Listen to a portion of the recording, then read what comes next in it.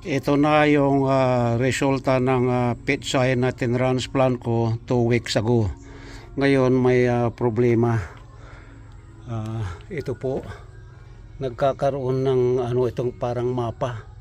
Hindi ko naman masabing kinakain ng uod yan, dahil kung kinakain ng uod dapat butas-butas siya.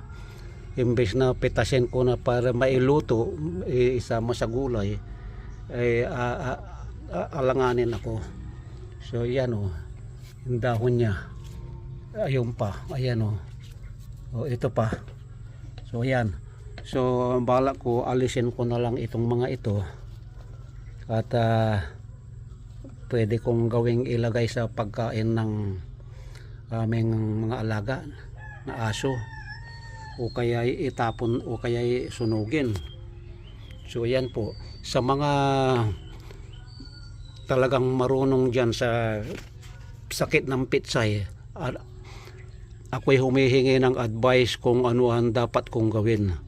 Sa tagal ko nang nagiging gardener or farmer, magmula nung teenager ako or bata pa ako, magsasaka na kami kasi father ko magsasaka, kaya sobra-sobra na yung experience ko sa paggagarden at pagbubukid.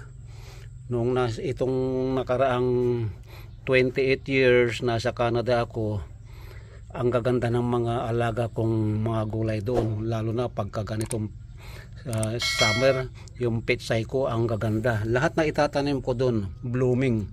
So muli, advice lang po sa mga eksperto na masasabi kong eksperto na rin ako, pero hanggang ngayon nag-aaral pa rin ako kung paano mapaganda ang production ko sa mga gulay.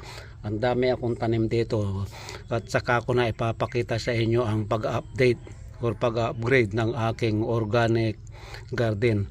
Actually, hindi ako gumagamit ng insecticide or pesticide.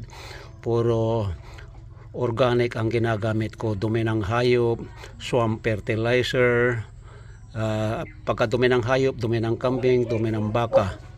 Never na gumamit kayo ng dumi ng aso. Yung aso ibinabaon, yung dumi ng aso ibinabaon ko ng napakalalim para hindi na magkalat ng bakterya. So alright, advice lang po sa marunong, at comments down sa ibaba. Ilagay nyo lang dyan sa ibaba kung ano ang dapat nating gawin sa alaga nating mga pitsay. Sana wag kalilimutang mag-like, comments down below, share and follow my YouTube channel, Leonardo De Huerto. So hanggang dito na lang po.